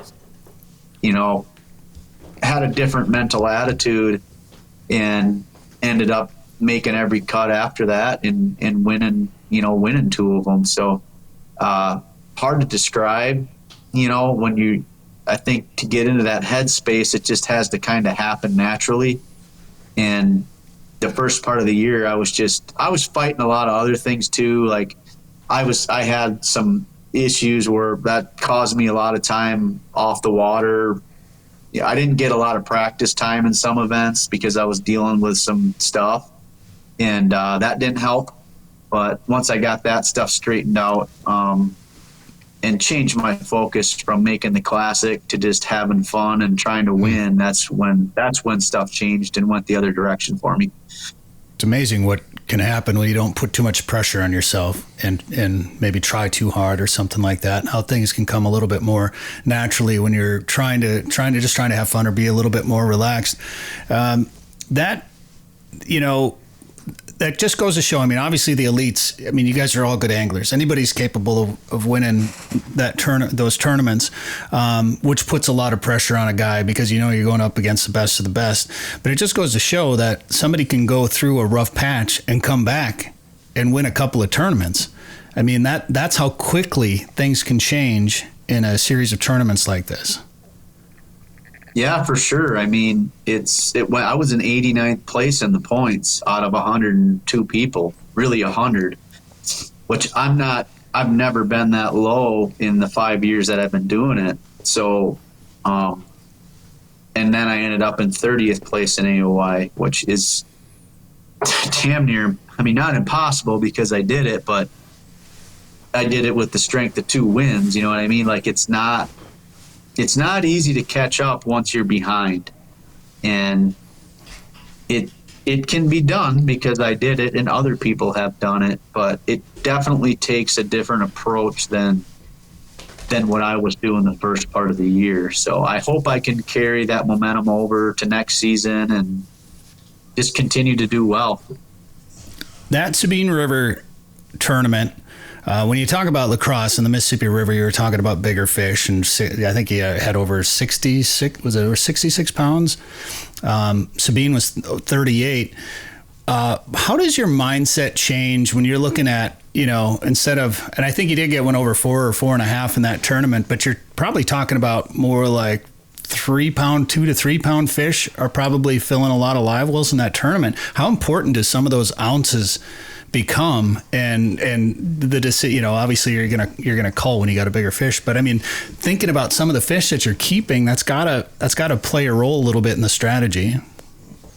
Yeah, it's a different mindset. I mean, anything 2 pounds or bigger. I mean, if you have 5 2-pounders a day, you win the tournament, over the course of 4 days. So that's the mindset. Like anything, 1.5 pounds is a good one. Anything around 2 pounds is like a kicker. If you get one 3 pounds, I mean, that's a giant. And like a 4-pounder is like a unicorn. So like that first day I had, a 4.5, and I had 3 other ones that were, 2 to 2.25 pounds, like good ones. And then I had one almost 3 pounds on day 2. I had like a 3.5 on day 3. And then the last day I had one close to 3 and a couple other 2-pounders. So that's what it takes to win down there. And once you get in that mindset of like, okay, 1.5 pounds is a good one. If I catch 5 1.5 pound fish a day, I'm going to make the top 50. If I catch 5 1.75 pounds, I'll be in the top 20. And if I catch 5 2-pounders, I'm going to win. Wow. So once you shift your mindset, it's fun. It's no different than anything else. Well, where's the Classic next year? It's in Knoxville again. So, yeah, I'm not excited about that. I'm excited to be fishing it. I'm not excited about the body of water, but yeah, it'll be my 3rd time fishing there. So I've had one really good event there and one really bad one. So hopefully this is one where it's a really good one. Well, good luck in that, of course. And then what's the next tournament for you? What's up next? I'm fishing that big one on Gunnersville, that Ultimate Angler Championship. I don't know if you've been following that. There's kind of a lot of mysteries with it, but it's $500,000 to win. So I'm actually leaving next Tuesday to go practice for 4 or 5 days, and then I've got a media event in Oklahoma for 3 days. Then I'll come home for like a week and a half or 2 weeks. Then I'll go back to Gunnersville to fish that tournament. $500,000 for catching bass. Man. Yeah. It's like $150,000 per second. Like the payout's really good on it. It's a one-off deal. The state's kind of putting up the money for it. So I wasn't going to pass up the opportunity. But you had to pay a membership fee, and then you had to qualify by finishing high enough in tournaments. But I qualified, so I'm going to go put some time in. And there's no live scope, no 360, so it's going to be really? Probably mostly grass fishing would be my guess. Interesting. So, yeah, I love Gunnersville. It's one of my favorite lakes in the country. So, yeah, I'm excited to go try, and maybe I can keep the run going and get another big win. How many maybe you said this, how many anglers are in that? I think 200 last I heard, but every time I look, there's more, which I think it's around 200. All right. Well, good luck. Good luck there too, man. That would be wild to win $500,000. We fish for the wrong species. If you want to make money. You're gonna start bass fishing. We fish for food because we probably wouldn't be able to afford it if we were fishing for bass. Yeah, no kidding. Oh, Lake trout don't pay very well. Right. Bass pay pretty well if you if you can catch them. There's more money in that than any other species as far as tournament wise, and just promotion wise too. I mean, nationwide, more people bass fish than anything else. So it's when we started getting into the more of the fishing industry side of things, particularly, when we're bringing cameras around or filming products or something like that, we're all excited to work with, like Northland, where we can go walleye fishing and jig fish or something. And all the work that came in was all bass related. And that's when we realized, we're if we're going to work in the industry, we're going to have to start bass fishing more, because that's where the money is for sure. Yep. So, all right, Pat, you guys got anything else you wanted to ask Pat about? We're going to be in your backyard in a couple of weeks. Are you going to be at the Glow Conference this year? Oh, yeah, that's right. Where's that at? It's in Eau Claire. Metropolis. Yeah, we're going to go down water really? slides. That's literally 5 minutes from my house. Oh, stop by. Yeah. But no, I won't. I don't plan on attending, but I could probably come have a beer or something if I'm here. I don't know if I'll be here, but yeah, I'm right down the road from that. You drive right by it to get to my house. I'm down Highway 93 about probably 2 miles from there. Well, it's September 21st through the 25th. And we'll be out there. We'll be out there all week. And so stop by, grab a beer. We'll race go-karts or... I need fishing tips for Lake Wissota. Yeah, we are fishing Lake Wissota. Yeah. that's the reaction I've gotten. Yeah. Well, it's good. I mean, I love it in the spring. I've won a ton of tournaments out there in a lot of them.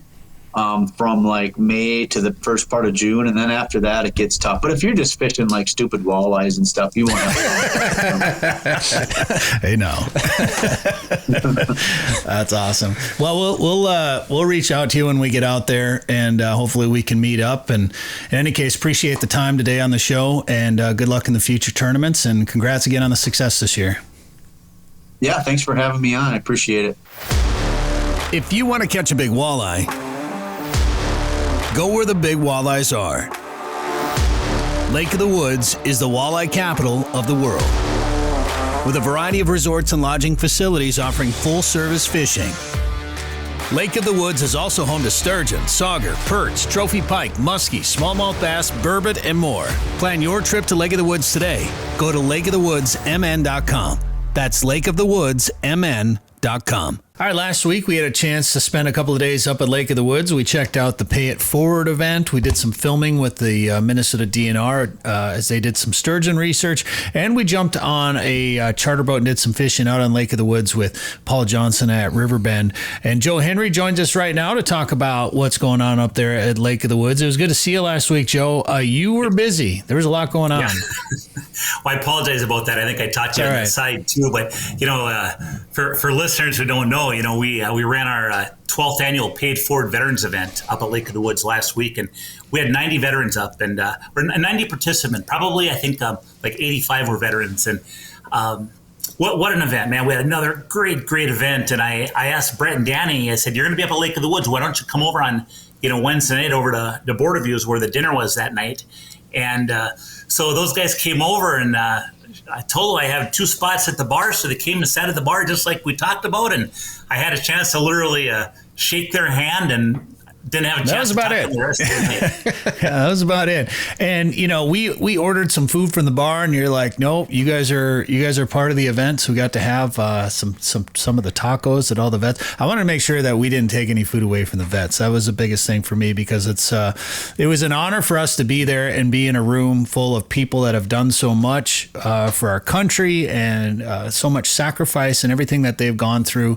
It was just great to see it, and I know there was many days and much more time than what we were there for, but I'm glad. I appreciate the invite, I guess is what I'm trying to say, that we were able to be over there for a little part of it. It was great you guys were there. I wish I could have spent more time with you, and I wish I could have introduced you to some of the veterans too. They really would have enjoyed it.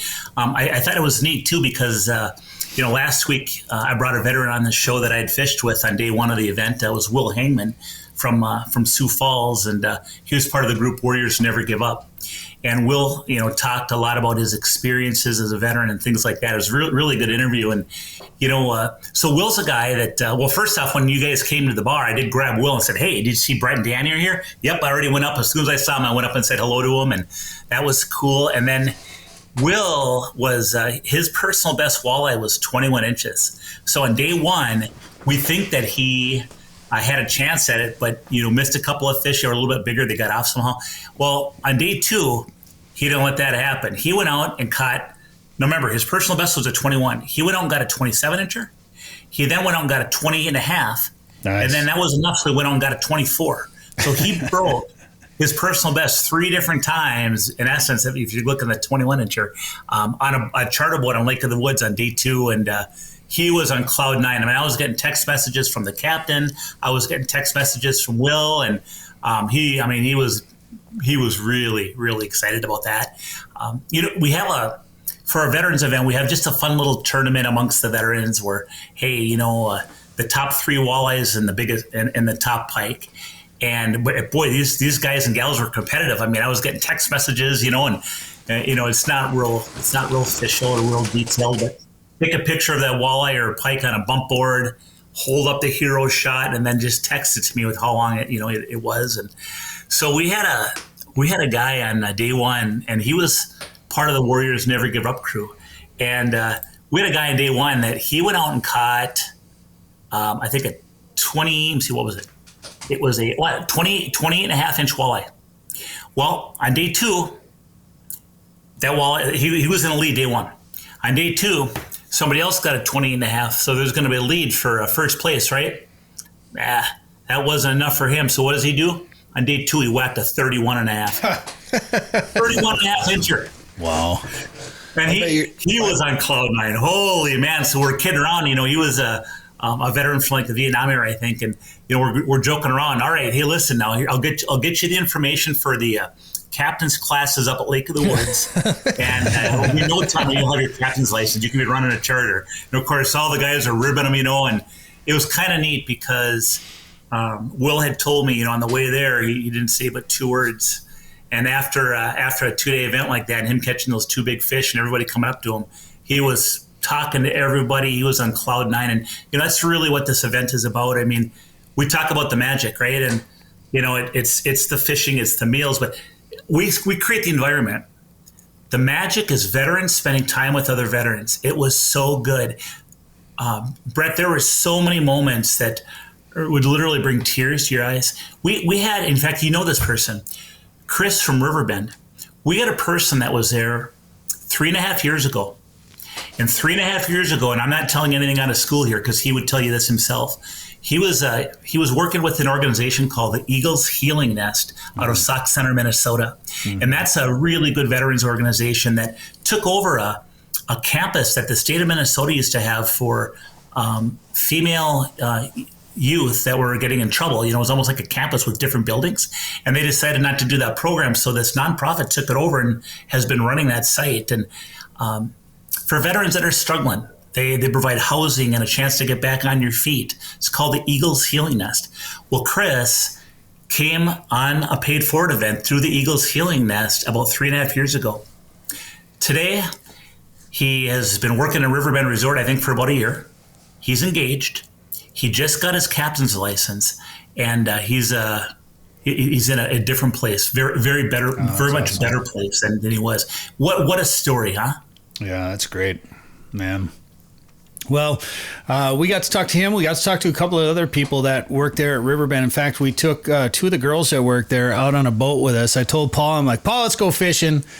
He goes, all right, let's jump in the boat. And I said, it's just Dan and I. Why don't you bring some of your employees with? And so Juanita, one of the bartenders, a couple of the girls came that have.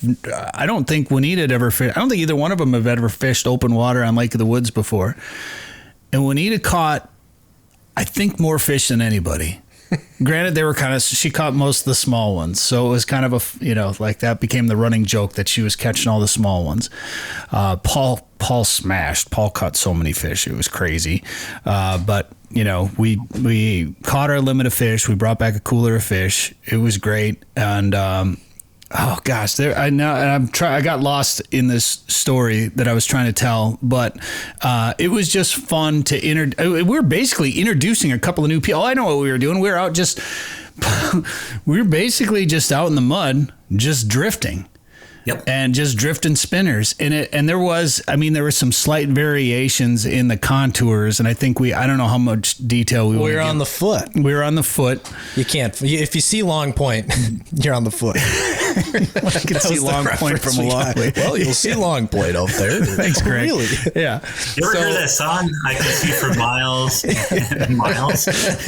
But if you look, and it depends on which graph you have, but if you look at the map, you can actually see like a foot and an ankle and some toes. If you have a Garmin, you're screwed. And a knee, yeah. You won't see it. So we just drifted across every part of the leg and the foot and the toes and all this. We did, 4 drifts, but I think we fished for about 4 hours. So I think our drifts lasted like an hour. Like, it just blows my mind that you can go to a place and just drift for an hour, catch a pile of fish, and go, yeah, should we do that again? Yeah, let's make another lap. Oh, sure. I mean, we could just keep drifting. Keep going. Yeah, because it was without fail. Every time we'd be, all right, let's reel up. You'd look at the Lowrance there on the dashboard. It's like, well, we're into him again. let's hang out. Well, you know, so two things. I mean, number one, as an angler, you never like to give away your spot. So if you just say the foot, I mean, that's pretty. The foot where you'll see long point. It's pretty good if you flip and look at that map. It's nice. You're going to start. Hey, to really confuse people, you got to start singing that song. Head, shoulders, knees, and toes. Knees and toes. Joe, I really don't think most of the average people are going to be able to find the foot. Well, and I honestly don't think it mattered, really. I mean, it's not like there was much for variations in water depth or anything like that. It was just a spot in the mud that we just happened to have. I think the guy who drew the map decided he was bored and wanted to draw a foot there just to mess with people. I'll tell you this much. So when we went on, so I shot a show last week with Midwest Outdoors and Greg Jones. And you probably fished the foot. Nope, we stayed away from that foot at that time. We heard that, head, shoulders, knees, and toes song. It was too confusing. So we shot over by Long Point, and we pulled spinners in 20 to 22 feet over by Long Point by the Green Can. The Green Can. By the east of Long Point there. And we pulled in 20, 22 feet of water, and we got, a boat full, a cooler full of walleyes there, nice ones, nice eaters. We didn't get big ones there. Nice eaters and some big, good numbers of jumbo perch.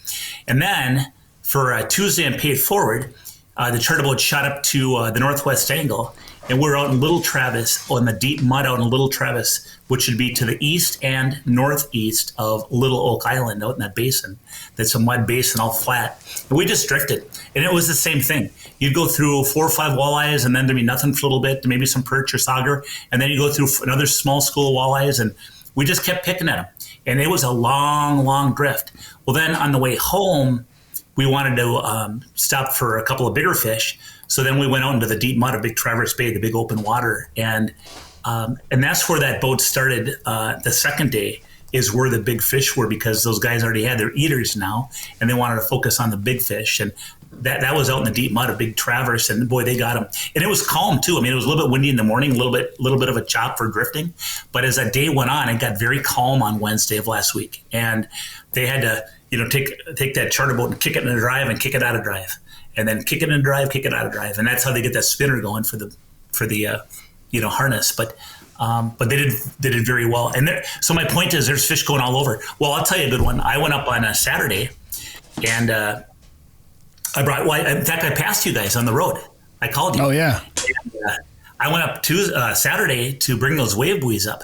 Well, because I had some work done on some wave buoys, and I wanted to get them back on the water and blah, blah, blah. But so I'm up there, and I had to go across with my boat from the south end of Lake of the Woods all the way up to the northwest angle. So about, I suppose, 40 miles when it's all said and done. And, on the way home, it was so nice out. So nice. And I'm like, geez Louise, I'm going to get home late anyway.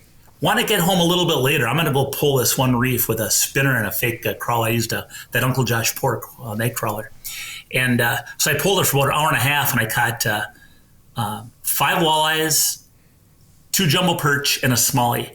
So 4 of the walleyes were keepers. 1 was a 22-incher I had to throw back, and I could keep I let the bass go, and I kept the 2 perch. But so then I shot back to the mainland, loaded my boat, cleaned up the perch, got on the road. I cleaned up the walleyes and the perch and got on the road. But what a day, you know what I mean? Well, I'll tell you what. There were no boats around me. I just went and fished the memories. I fished a spot that's kind of a go-to spot on the south end of Garden Island, and there are fish there. And you know what deep I was fishing? 7 to 9 feet of water. That's so fun. Perfect. I'll tell you what, hunting season is here, but other than, trying to go out and shoot a few ducks or a couple of geese or bow hunting, of course, and maybe some doves, I don't know why people don't fish more this time of year. I know kids go back to school. It gets a little bit harder to travel, but we sat on the bank of the Rainy River for a fish fry on Friday night last week, Joe, and it was 100% the best weather I have ever seen, and it was about the perfect night sitting out there. No mosquitoes. There's not a cloud in the sky. The temps were starting to cool off just a little bit. It was beautiful. And I know we've had some cooler weather this week. I'm sure the Shiner run is starting to maybe kick into gear a little bit more. You could fish the river, you could fish the lake. What a great time to go up and fish Lake of the Woods right now. September and October are great months. And, the cool thing about it is the fish are putting the feed bag on. A lot of the walleyes are moving closer to shore. A lot of the walleyes are moving into the river, following emerald shiners. If you're up at the northwest angle, same deal. Those walleyes are getting more schooled up. And in addition to the walleyes up there, you got your your big crappies that are starting to go, and also your muskies. So, I mean, September, October are great months to go up. It's not real busy. You don't have any bugs. It's just, it's good sweatshirt weather, as they call it. And it's beautiful. Perfect. Just gorgeous. Go up and grab a couple limits of walleyes. You know what? Eat a bunch of walleyes on the first day you're there, and then, whatever you need to fill your limit, I'll go on day 2 and whack the rest of them. And, it's just a neat trip. And, if you don't have the know-how, don't have a boat, don't worry about it. Go jump in a charter or jump in with a guide up there, and they're going to put you on fish, no doubt about it. Plus, they provide everything. You talk about easy.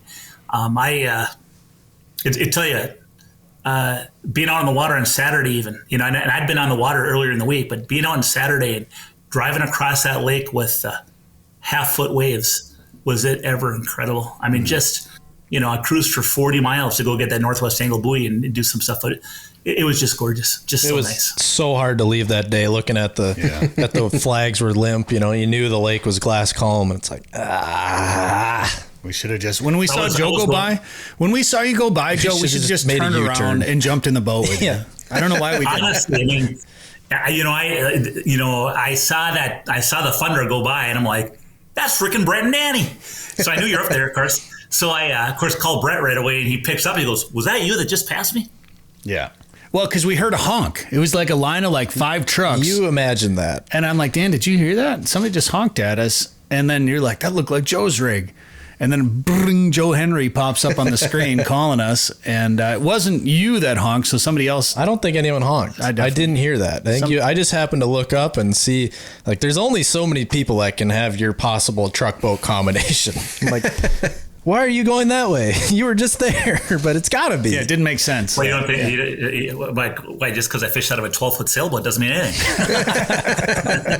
Well, a Tundra with 800,000 miles on it went by us with a boat behind it. So we're like, oh. Yeah, no, I tell you, really, I know that you are a big exaggerator, Bret, but I mean, there's only 395,000 miles. Holy smokes. I think your boat's got as many miles on Lake of the Woods, too, and she's still going strong because you got a great motor. Yeah, no, I got a good, Yamaha. I have an 04 Crestliner is what I run, but I have Yamaha motors on there, and I bought that boat 1 year old from a good friend of mine, Jeff Kester, who's down in Indiana, and Jeff's a pro angler. And I met Jeff when I was doing some guiding on Lake Erie. I was running a charter boat, and this guy came on the charter boat with some customers of his. This guy was like a regional person for a commercial, auto windshield place. They'd sell to the different small windshield shops. And so anyway, he had a very good job, and he was also a pro walleye angler. I didn't know that at the time, but he had his customers on the boat, and of course, he saw that I could fish, and I was running this charter boat and stuff, and we started chit-chatting, and, he's a good salesperson. He's ultimately knew I was in the market for a boat and sold me his boat, and I've just kept it up, and I certainly could get a new boat. There's a lot of nice boats in the market, but I have this boat, and it works good, and I've taken good care of it, and I got good motors, and knock on wood, they've been reliable, and so it works out good. I have that, you guys probably know this, but I have that 20.5-foot tournament boat, and of course, guys I've fished tournaments against. I had a guy not long ago. I was out there, and they pulled up on me because they could recognize my boat and my motor. Well, you're probably one of the few tournament guys with a boat with that many miles on it. But it's I love that boat. That's a great Crestliner, makes a great hull, and Yamaha makes a great outboard, and that you could run that thing probably forever and never need a new boat, because that's a solid rig. It's a good. I got that 225 4-stroke Yamaha, and then I got that T8 kicker on there, and that's a reliable motor too. And of course, I've upgraded my electronics, and I've upgraded my trolling motor, and I've also I just recently replaced the transom on that boat just to make sure that everything is hunky dory, and so it's running well, and it works for me, and at this stage of the game, and it's got good bones. It does. Yeah, it's got good bones. Yeah. I'll trade you rigs. I'll trade you a 2-for-1 deal. Actually, we'll talk off air. I've got 2 boats. I'll trade you for yours. I'll throw my truck in too. I take a look at both the MTT and look at the boats in that tournament. Of course, before that we had that David A. Anderson Warrior Memorial Walleye Tournament, and the way those Warriors. I mean, those are some incredible boats. So there's a lot of good boats on the market, and I'd tell you one thing a boat does, especially when you're in the Midwest and certainly in Minnesota, if you have a boat, motor and trailer, it really gives you access to a lot of incredible bodies of water. It gets you outside. It gets you, it's good. And that's one thing neat about the Rainy River in the fall too, you guys, is that it's not big water. So if you have a 16-foot boat, it's game on for the river because it is small water. It can handle that, Yeah, for sure. Well, hopefully we'll have an official Fish Hunt Forever boat for next season. Crestliner London. Anyone listening, Warrior. Gosh, I don't know what got in my throat there. But we are looking for a boat sponsor. Lumacraft. Ranger. Well, I'll say this: whoever you end up hooking up with, they're going to get a lot of positive exposure, not only in person for the different events you guys do, but also the promotions you do both on the radio and in video and social and everything else. So there's an ROI to be had. That's my feeling on it. I think it would be a win-win, Joe. Danny, it's a good phrase. Putting that down, but nonetheless. Putting that down as a testimonial from Joe Henry, Lake of the Woods Tourism. 2 boats, please. One for each of us. God, dang it. I'm gonna have to go get it. Well, now David's gonna want one too. 3 boats. I'm gonna have to get something. Brett, the question I have is if you guys end up getting a new boat and you're gonna have a nice new reliable motor, what is Danny gonna do for all that wrenching time he does on his outboard? What's he gonna fill his void with? More fishing, Joe. More fishing. There you go. Perfect. Yep. Hey, more time on the water. I'm still trying to sell my boat. Maybe we shouldn't say that I wrench on it a lot. If anyone would like a 17-foot smoker craft with a 115 Mercury that just got fixed by Intune Marine, please get a hold of me. I would say since you had it at Intune, you haven't had to do any wrenching. That's very, very true. Intune does a great job with outboards. I trust them with my life of my outboards. And so if anyone would like a old boat at a good deal, get a hold of me, please. There you go. Let's chat. All right, Joe, we'll let you go. But if people want to plan a trip to Lake of the Woods, what should they do? Hey, check out our website, and that is lakeofthewoodsmn.com. Thanks for listening to the Fish Hunt Forever show. Download the Fish Hunt Forever podcast wherever you get podcasts or watch on the Fish Hunt Forever YouTube channel. If you like today's show, please give us a 5-star review. Find past shows, articles, news about regulations, and more at fishhuntforever.com.